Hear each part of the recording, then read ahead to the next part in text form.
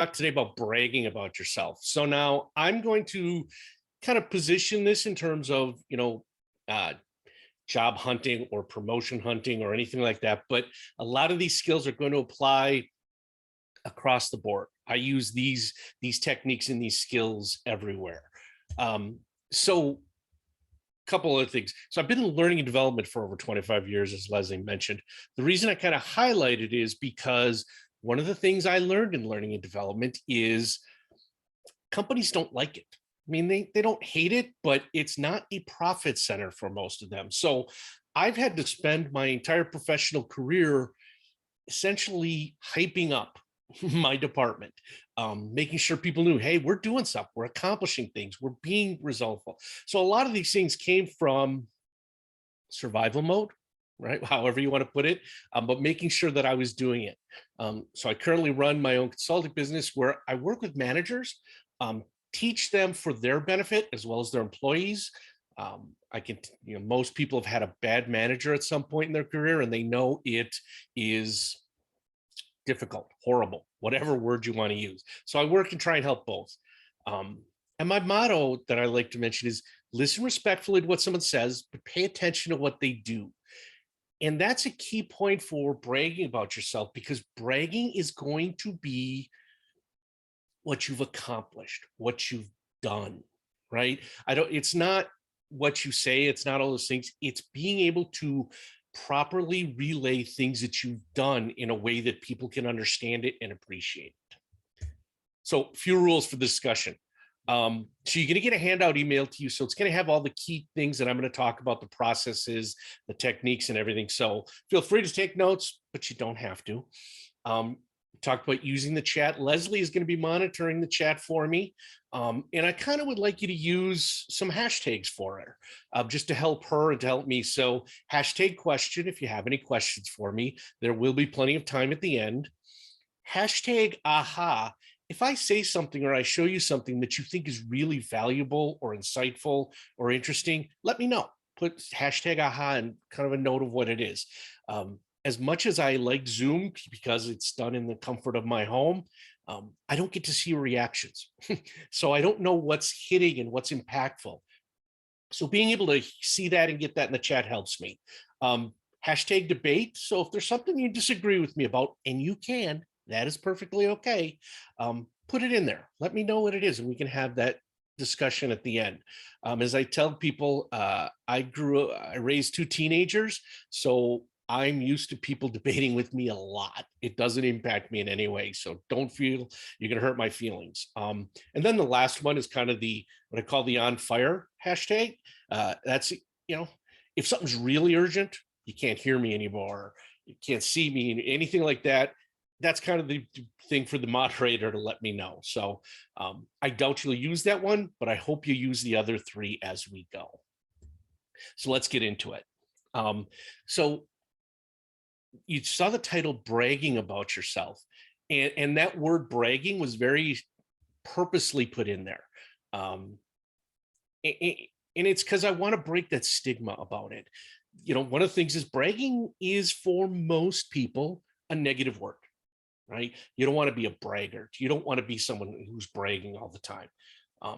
I think that word has been misused, and I kind of want to take it back and take it back in a proper way. So when I looked up the definition of bragging, that's what you see there. It's, excessively proud or boastful talk about one's achievement or possessions. Excessively proud or boastful talk about one's achievements or possessions. Now, two words really struck me there: excessively and boastful. Those are very, very subjective words, right? Excessively, to me, I could talk about this topic for 5 hours, and I don't think it's excessive. You may already think I've hit excessive, right? It's a very subjective thing. It's going to depend on the person. It's going to depend on the topic. It's going to depend on your mood and where you are at that point. And then boastful, again, it's kind of, if I tell you, oh, I did this and I did that, you may think, oh, that's awesome. There are certain people who really like to hear other people's success stories, right? Other people go, oh, you're boastful. In a lot of that comes from upbringing, right? And these mental models that we get. Um, I grew up in Wisconsin, but my family was very, very, harsh on people who they thought were bragging. So I was taught growing up, you don't brag about yourself at all. That wasn't something you do. If someone else wants to do it for you, fine, but you don't do it. And if you did, you know, the family would kind of shut you down, right? So I had to learn to get past that and think of it in a different way. Um, so the Goldilocks and the Three Bears, I'm sure you're all familiar with that story. If not, go to the Addison Public Library and get it and read it it takes 5 minutes.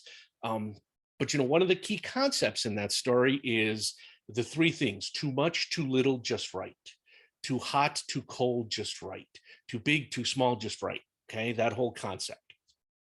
I use this Goldilocks concept in communication, but it fits here too. So if you always think there's three things, right? There's too much, too little, and just right. Okay. Now the goal, obviously, is to hit just right. That would be what we want to do. And my guess is a lot of you, because it's very common, struggle with that. What's just right? Is that too much? Is that too little? And you have this inner battle in your head. The fact is, just right is almost an impossible target. Okay. We all have different views and viewpoints and how we hear things and moods and those things. The chance of you getting it just right when you're talking to one person, pretty slim, unless you know that person really, really well. Okay. So, in all likelihood, particularly if you're doing a job interview or talking to, your boss about something, you don't know what just right is. So, it's almost a guarantee you're going to be too much or too little. So those are your two options: too much or too little. Always go for too much. And I'll explain why as we go. But think of that Goldilocks rule. If you can't be just right, which you probably can't, because it's so hard to do, go overboard. Do a little bit more. And again, I'll explain that in just a second. But keep in mind that I want you to kind of think where that line is and go a little bit past it. All right, so I want to talk about some stigmas about bragging. So one of the things with bragging is, if I say something and I do it, that's considered confident. I get celebrated. Okay. I'm going to run a marathon and I go run a marathon. That is awesome. That is so great. For the record, I've never run a marathon and have no desire to, just an example. But then the other side is, if you don't do it, that's when you're considered arrogant. That's when people give you that kind of negative vibe. They think less of you. In all the things I'm going to talk about, this doesn't come into play because we're going to talk about things you've already done. I don't want you to talk about things you're going to do in the future. That's not a great way to sell yourself. Tell about the things you've done. All right. So in all these things, you've done them. So being confident is very easy. Right. Another stigma has to do with male and female, right? And I'm being very general here, but the numbers show that, when a man says something, he's considered confident. All right. And a man says something and he's confident, or he's a little too confident, but we kind of go, that's just the way men are. Boys will be boys type of attitude. It's not right, but that's the way it is in a lot of the society. Okay. With women, if you say too much or you talk about your accomplishments, it's considered unbecoming. I love that word, unbecoming. Okay. It's a way to kind of insult you, but not fully insult you. They could say other words that I probably shouldn't say in a public library type of thing, but I'm sure you can guess what some people call. And that number you see, the 51% to 63%, that's women only. They asked women, if women talk about themselves, do you consider them unbecoming? 51 to 63% said that based on how old you were. The older you are, that higher their number goes. Okay. So women automatically have this strike against them, right? Because they're taught from very young that if they sound too negative, it's bad. And it's worse than it is for men. For men, we kind of shrug it off. Okay. Now, I talked about that line, a just right line. Okay. So I'm looking and I see all women with us today. So it's good. But I would say for men, I would say go up to what you think that line is, go one step further. Not a baby step, but not a giant leap, but one solid step further.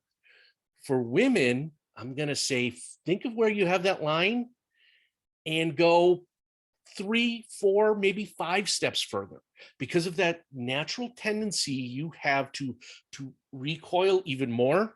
You need to go past that line a little more. And I'm willing to bet if you do that, you still aren't where, you know, you're over bragging and just completely out of bounds.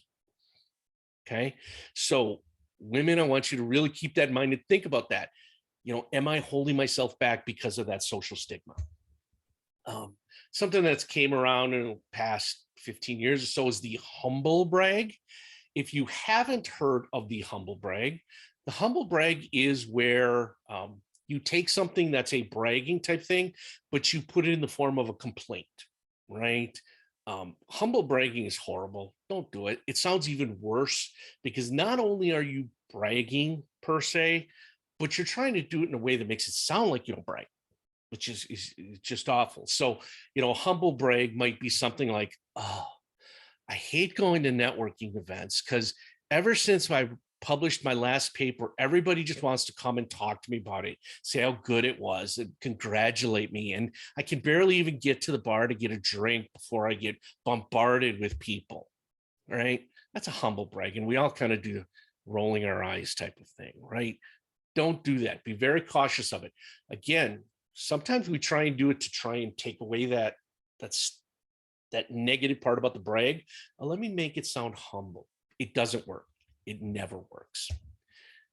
The last stigma that's here is the imposter syndrome.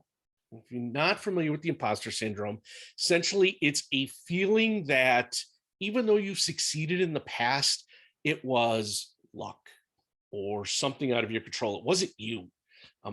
I hear this a lot from first-time managers. I talk to them after they've been in the role for a couple of weeks, and I go, "How's it going?" And they're like, "It's really stressful because everyone thinks a manager is supposed to have all the answers, and I don't have that answers, and they're going to find out that I'm an imposter." Right? First of all, no one thinks managers are supposed to have all the answers. That's not human or possible type of thing. But we all have that to a certain degree. Oh, they're going to think that this has happened. Oh, they're going to realize that I got lucky in my past career and then I can't handle this new task. Um, I'm going to, be married. It'll be 29 years in a couple months, right? And I always joke with people and say, "Oh yeah, I've still got my wife fooled. She still thinks I'm worth sticking around for." Right? I'm trying to be self-deprecating. It comes off horribly, and I've had to stop doing it. um, but it's imposter syndrome, right? Man, I don't want to say anything good because then they'll find out I'm a fake. I won't succeed the next time. Stop it. You're good at what you do. You got to get into that positive talk. Again, we're going to focus on all the things you've accomplished. So why would you, think you're an imposter? You've already done these things. Now, one of the things I get is, well, why should I brag about myself? And the simple answer is competence. Now, there was a study, and I found this fascinating. So what they did is they had hundreds and hundreds of people, and they showed them a picture, and then they would ask them 2 questions. And they showed them multiple pictures, and they would ask these same 2 questions. And the first question, and this picture also had a quote below it, something that they were saying. So the first question was, did you find that person, was bragging or was humble? Right? So they would kind of be able to take these pictures and go, okay, these are my brags, these are my humbles. But then they would ask the people, did you find that person competent? Right? Now that was interesting because it didn't matter, what you thought, whether it was a humble or not. Universally, the person that was bragging was considered more competent. Right? Even if the person who was being humble had, still the humbleness was an accomplishment, people thought of them as not as competent. So if you want to be seen as competent, you have to brag about yourself a little. right? And if you asked anybody, if you asked me, I'd say, yeah, no, I wouldn't think that just because they bragged about themselves. But the studies that have been repeated over and over again say subconsciously we do.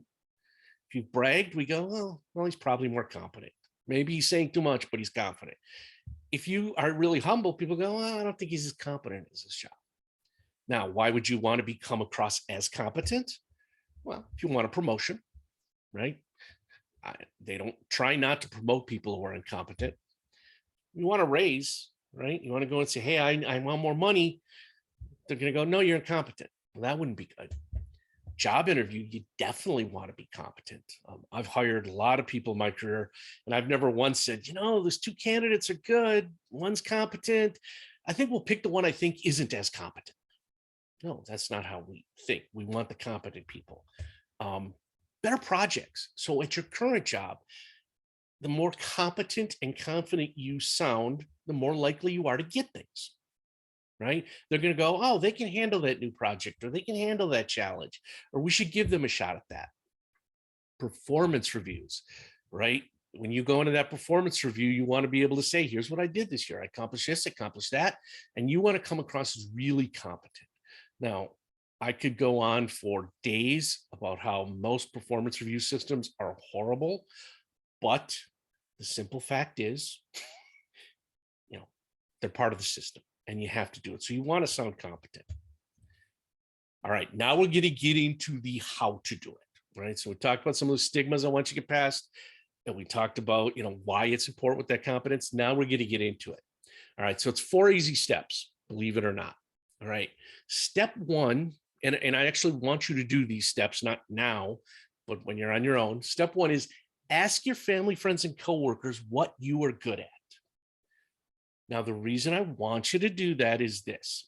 If I were to say to Leslie, hey, Leslie, randomly unmute somebody and show them, and I'm going to ask them what they're good at. My guess is you would go, because you'd be caught off guard, right? Saying what we're good at isn't a natural, it doesn't just flow off our tongue. We struggle with it, right? Part of it is because of that fear of sounding like a braggart. We kind of go, I don't know, what should I say I'm good at? And how do I say it in such a way? And da, da, da, da, da. So the easiest way to get past that roadblock first is ask other people. And when they tell you what you're good at, say thank you. Do not say, oh no, I'm not that good. If you do that, clear sign that you're below that line, right? You're not, you're going too little, right? So when they say you're good at X, say thank you. Okay. And write that down. Okay, you want to write down as many as you can from friends, family, coworkers, and then start to do it yourself. And it'd be nice if you could get into a habit of once a day, once every other day, once a week, just taking 2 or 3 minutes and writing down, here's something I accomplished. Here's something I did well this week or today. Okay, doesn't have to be big. You don't have to go in a lot of details. Just write what it was, maybe 1 or 2 little sentences or keywords that'll help you remember it. But you want to start writing these down, okay? Because it's going to lead to step 2. Step 2 is I want you to build a brag book. Now, the brag book is essentially taking all those things that either you've thought of or your friends have said that you're good at and starting to write them down. Now, I don't care how this brag book is functioned. If you want to use a notebook, you want to use note cards, you want to use the note feature on your phone, whatever. But make sure it's all in one place, a Word doc, a Google doc, Excel spreadsheet, whatever. You want it in one place. Okay. So you're going to start taking these things and you're going to get this list of, 20 or 30 things from your friends because you're good at a lot. Right. And you don't realize it a lot of times. People are going to say you're good at something. You're going to be like, no, that's not a big deal. Yes, it is. Okay. My wife, when we had our daughters and they were younger, she stayed home. We were fortunate she was able to do that. Then she went back into the workforce when they got older and she's thinking, I'm not going to be any good. Okay. I'm not going to be good at this. I'm so far behind. And I'm like, you know what? One of your skills is you pick things up fast and you have that inquisitiveness. You want to learn and you don't stop until you do. She's like, well, everyone does that. And I'm like, no, they don't. You're good at it. Right. And she found out that was a a super skill of her. That was one of her superpowers. Okay. So start doing this, start writing these things down, start, keeping track of it. Now we're going to get into the fun stuff. Once you've got a bunch of those things, I want you to kind of circle back and I want you to start rewriting those things using this STAR technique. Now, this STAR technique, situation, task, action, result, you can't get through any presentation of any sort without an acronym somewhere, right? Is how you should be presenting your achievement or your brag. If you are in a job interview, this is the perfect formula. Okay, this is it. And I'm going to go through this. I'm going to spend a good amount of time on this because it's so important. So situation, you want to talk about the situation and give enough detail where someone understands what's going on, what the problem was, but not too much, right? You're not writing a novel. You're not trying to explain the entire world. You're simply creating this situation. If you think of a standard interview question is, tell me about a time that you dealt with a difficult customer, right? When I get that question, I'm going to present the situation. Well, I was working at McDonald's and I was at the front counter and this customer came up to me and was completely irate because they had ordered a hamburger with no pickles and this hamburger had pickles on it. Okay. Now I make go into a little more details. I had only been there like a week or two when this happened and I still was kind of new, whatever it is, but you want to make sure you set the stage without going into too much detail. Okay. Then you want to go into the task. All right. So once you have set the stage, what did you need to do? Right. So going back to my McDonald's example, I can go, I knew that it was my job to not only let this customer feel heard and apologize, but to try and make it up to them. Okay. So now I've said what the situation was. I've kind of laid it out and I've said, this is my goal. This was what I was trying to do. Then I get into an action. So I say what I specifically did. And I get into as much detail here as I can because you want to show that action and that ability to get things done. Okay. So, the action was, I apologized profusely to her and I told her that we were, I heard her and that this wasn't right.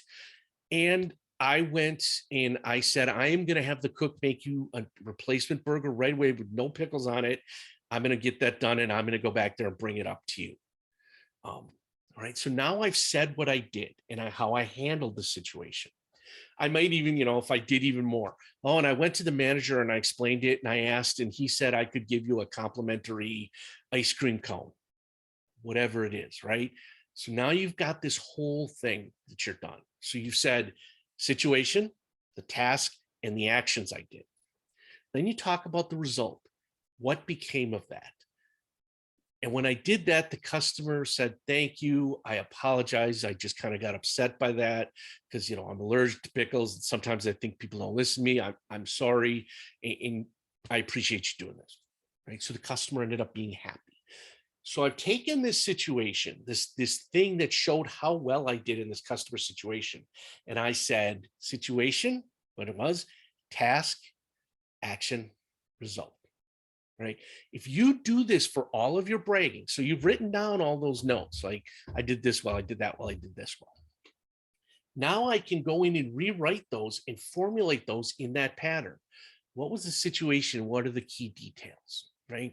What was the task that I needed to do? How do I clearly say that? What was the actions I took? And what was the result? Now, this is critical to do it in your brag book for this reason. You want to be able to practice and be prepared, right? If I wouldn't have pre-thought that example of the McDonald's situation for you, I would have been like fumbling over words and struggling with it and doing this. But because I've thought it through and I've got it, I've got my answer there, right? It's perfectly there. And this is the key to interviewing. Be prepared. Ask, once and you've done this, and if you do it enough, you'll start to find that they will stick in your head. You can just read them. Oh yeah, there was that one. Oh yeah, there was that. Because what ends up happening, think of performance reviews. and I talk with people performance reviews all the time. One of the things they tell me is, we do this once a year or once every 6 months. And usually what happens is a week before the thing, I'm trying to figure out all the things I did over the last year. And so what are you doing? Remember what you did the last month, maybe 2 months. Maybe you could look back in your calendar and see something from 5 months ago, but you forget things. By doing this regularly, you're going to get it down in your book, and you're going to have this book filled with stuff so that when you need answer to a question, you've already thought it through. You've already got it, right? That's the great thing. Now, you may think this is the end of it. No. There is a fourth step to this, right? Now, I want you to take that brag, those star technique things you did in that brag book, and I want you to create what I call a sell sheet. So you see pictures of baseball cards there. So I remember collecting baseball cards when I was younger. No, I didn't keep any of them, and I haven't gotten rich with it. But if you ever look at the back of a baseball card, it's got so much information. It tells me the player's name, so, his height, his weight, where he was born, is he married? Does he bat left and right? Maybe some fun facts about him, all his stats, right? For all the different years that he's played. There's this plethora of information on this little card that's smaller than an index card, right?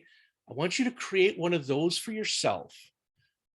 And here are the rules. And there aren't many, which is cool. It has to fit on one page, 8.5 by 11, one side. Okay. I want to make sure you only have 3 things on it. You have information about you, right? Name, if you want to put address, phone number, where you were born, where you live now, whatever it is, right?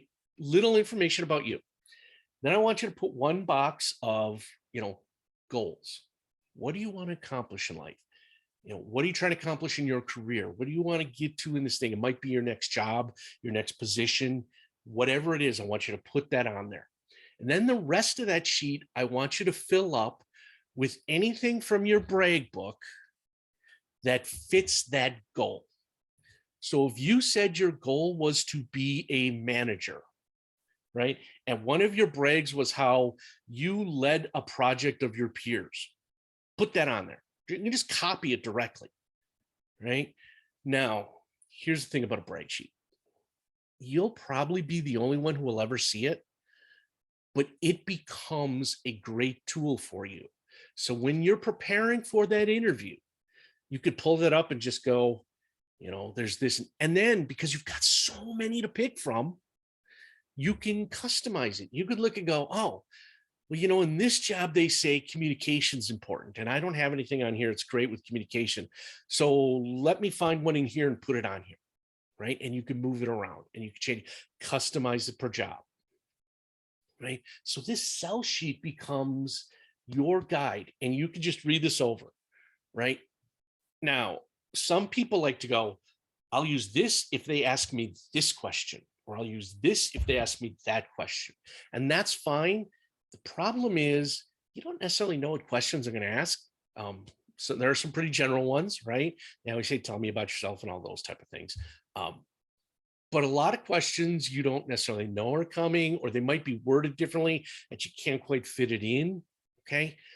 But what you'll find is when they say, tell me about a time X, because these things are so fresh in your mind and you've been studying and writing them and doing, you'll be able to pull it up pretty quickly.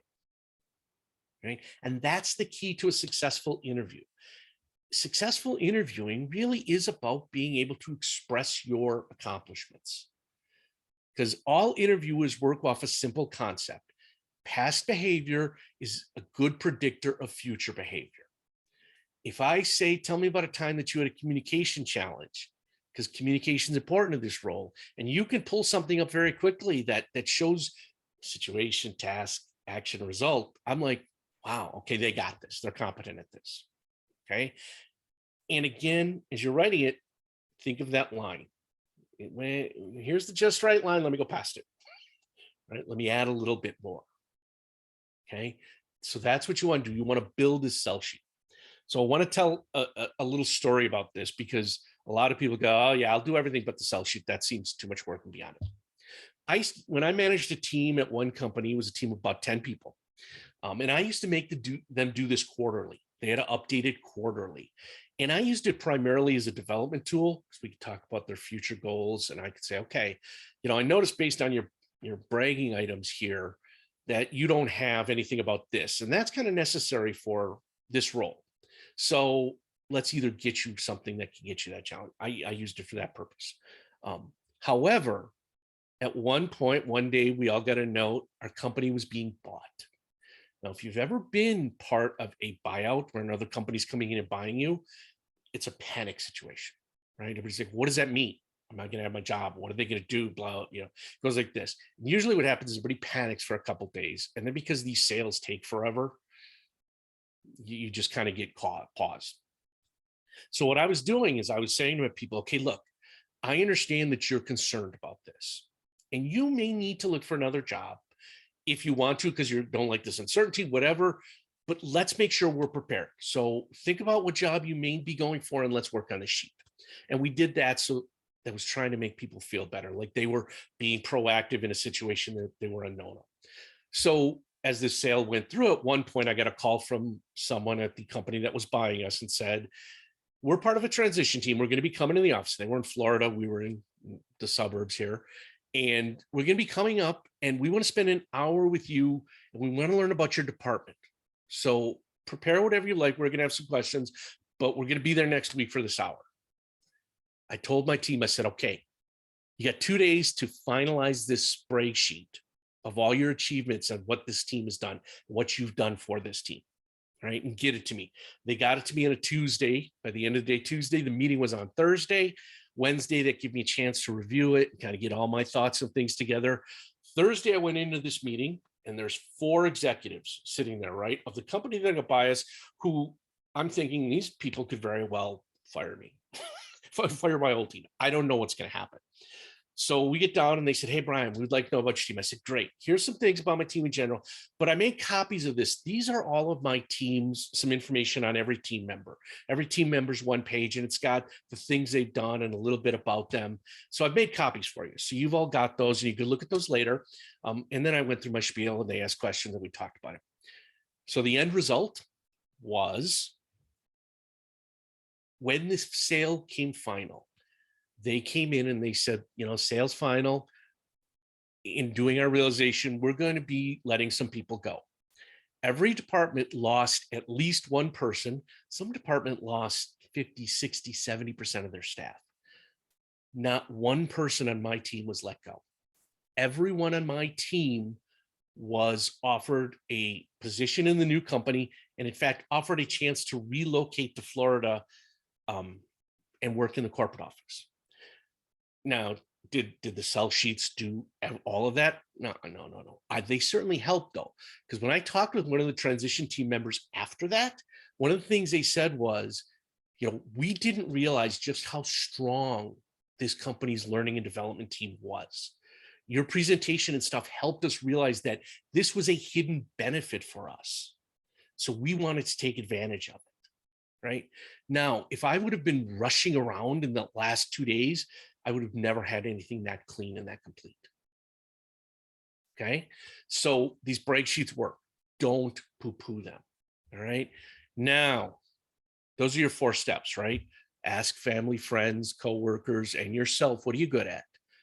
Start to jot them down roughly in the break book. Build your star statements and then create your sell sheet and a plan to update it, once a month, once a quarter, once a year, whatever it is. By the way, I hope you all noticed that when I talked about the success story with the sell sheets, that I did it in the STAR technique. I gave you the situation that we were being bought out. My task was to explain my team. What we did, we put these sell sheets together and we did it. And the result, we had success. Okay. Notice how well it works. I'm hoping it was convincing. Please tell me in the chat if it wasn't, but hopefully it gave you a good feel for everything, right? So do that. Now you get, I don't call it homework because adults go, I don't do homework anymore. So you have an assignment, and this is a purely optional assignment. All right. So I'm I mentioned you're going to be getting an email that's going to have all this stuff. It's going to have the stigmas. It's going to have the whole part about the confidence or competence. It's going to have, the 4 steps written out. So you'll have all that, but it's also going to have a link at the bottom. And I told Leslie this is something new I'm trying with a public audience. I've done this with corporate audiences before, so this is going to be interesting and fun for me. There will be a link on the PDF when you get it that will take you to a site that's called Miro, M-I-R-O. Okay, so I am going to, if you bear with me, I'm going to do a new share where I can show you that Miro page. And I've got to find it. Where did it go? Here it is. All right, so this is what Miro looks like. When you click on the link, right, this is what you will go to. All right, and this is exactly what you'll see. Addison Public Library, talk about achievements, blah, blah. Want you to think of Miro as a big, huge, limitless whiteboard. Okay, you can type on it and leave notes. You can create stickies. You could draw pictures. You can upload. You can do pretty much anything and stick it on here. Okay, so what I want you to do is go in there tomorrow, sometime over the next day or two. Okay, and I want you to, and I'll kind of do it, is I want you to pick a sticky, and you can pick any color you want, right? And then put it somewhere on the board. And then on this sticky, I want you to type your brag. I want you to tell me about one of your accomplishments. And I want you to use that star technique if you can, right? Now, the cool part about this is, and you'll notice I'm not typing words, you'll notice how the words just get smaller. So the words will always fit in this box. You can make the sticky bigger. You can make it smaller. You can move it around, right? I can move it to different places, okay? And you'll notice I even put a sample up here so that you can see what one of mine looks like, okay? But I want you to go in and put a post, and put more than one if you want. Make sure you put your name, first name, and last initial, just so I can see who it is, and write that on there and put it on there. I'm going to be going in there and looking at them and reading them and commenting. Say, wow, that's amazing. Right? There will all be very positive comments, right? I'm not going to go, what is this? You're proud of this? None of that. It's going to be all very affirming and positive. But I want you to get used to that technique. I want you to get used to saying it so that other people see it. That's part of getting past that stigma, right? I want you to brag. You cannot brag too much for me, right? And I'm going to go in and I'm going to look at these, and I want you to do the same too. So you'll notice that I put mine here. I can click on the text and then just go click somewhere, and I can type. You'll notice it's very small because I'm looking at this thing at 20%. I can make it bigger, and I could pick different font size, right? And write a comment to someone, a very positive comment. Wow. I may say something like, that's great. I don't quite see the results. I may give you a little suggestion on it. Right? But I want you to go in and do this. I am going to, and here's the other thing. This site is my company Miro board. This is not public. The only people who can see it are the people who have that link. Okay. So don't worry that this is out that everyone's going to see or someone's going to get it or anything like that. This is it. I'm going to leave it up for about 2 weeks. And I want you to go in there and I want you to brag as much as you can. I want to hear about it because I want you to get past it. I want you to get comfortable with it in a very safe space. Okay, so hopefully, that does it. The handout will also have my email on it. Believe it, I might even have my phone number, but it definitely has my email. So if you have questions or problems about this, please shoot me an email, and I usually respond fairly quickly. So that shouldn't be a problem. But I want to do this, and I really want to test it out because I want you to get used to it. And again, it's limitless. So if you want to put 30 stickies with accomplishments, go for it. I'm guessing you probably don't have time for that, but go for it. I'll read them all. I guarantee you. Now, because of the way this looks and the way this functions, I suggest using a desktop or a laptop or on a tablet, an iPad, it works okay. You can do it on a phone. It doesn't quite work as easily or as well. Um, just so you know, just because of the keys and the different things you're trying to do, but it works great on a laptop and on a phone, or a laptop or a tablet, right? So with that, I'm pretty much done. I just want to say thank you.